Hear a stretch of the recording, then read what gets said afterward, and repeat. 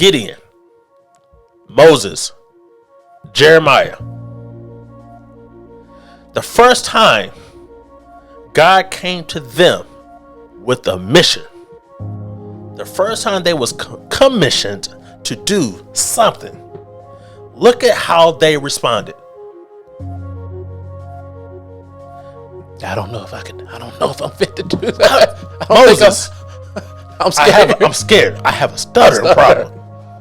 Jeremiah, I am too young. They will not be a leader. I'm 5 years old. Like, I am 10. Gideon, I'm timid. I'm weak. That part. Gideon, I'm the weakling of the family. God said, you are my mightiest warrior. What? You must got me mistaken. And when I was reading Jeremiah, I don't know how I got to the book of Jeremiah.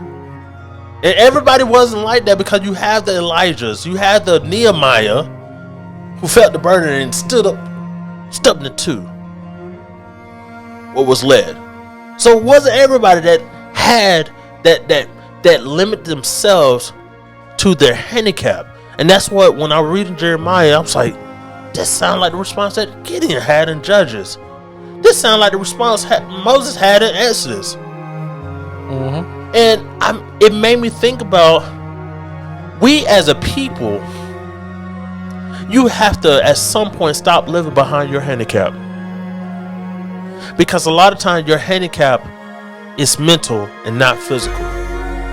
Mm-hmm. A moment of truth here is that most of you that don't know me is that I have a handicap in my arm. If you just looked at the arm, you would never have known. It's just a skin on top of metal.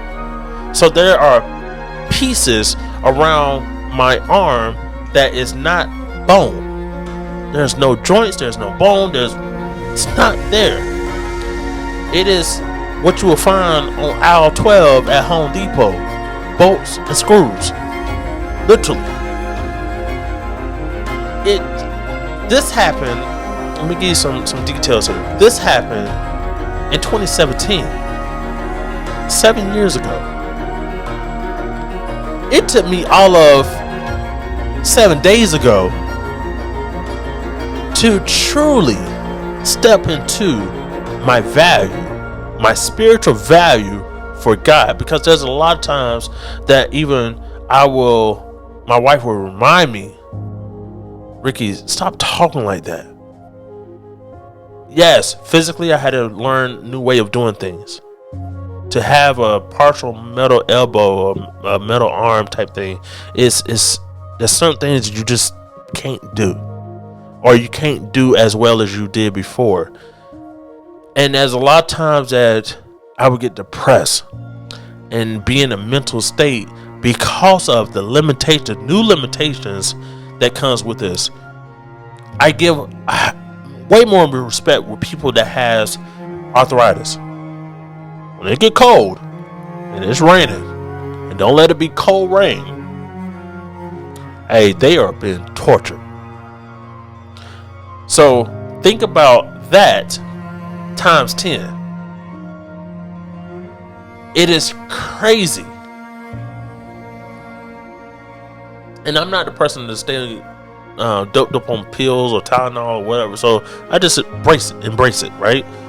But to say that I had to learn this handicap is not a hindrance to my purpose in life. God knew that was going to be a part of my life.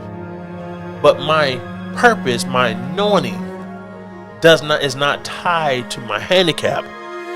But the first time, now we look back at Moses, probably a lot of you know Moses before you know Gideon or Jeremiah. For the non-Bible readers, I'm sure you heard of Moses with 10 commandments and the escaping of slaves in the wilderness to Canaanites, to the promised land, right?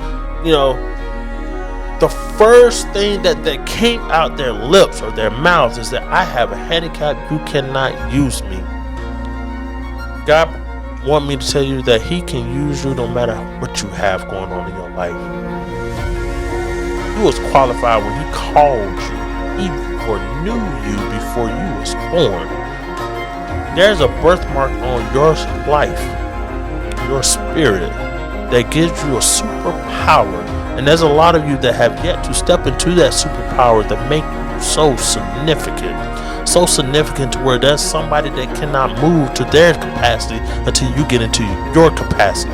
So I just want to share that do not allow, and this has taken me so long to remember this, to remind myself to say this with boldness, because there's many years that I will live in the shadows because I have a handicap. We cannot allow it be a limitations to who we were called to be.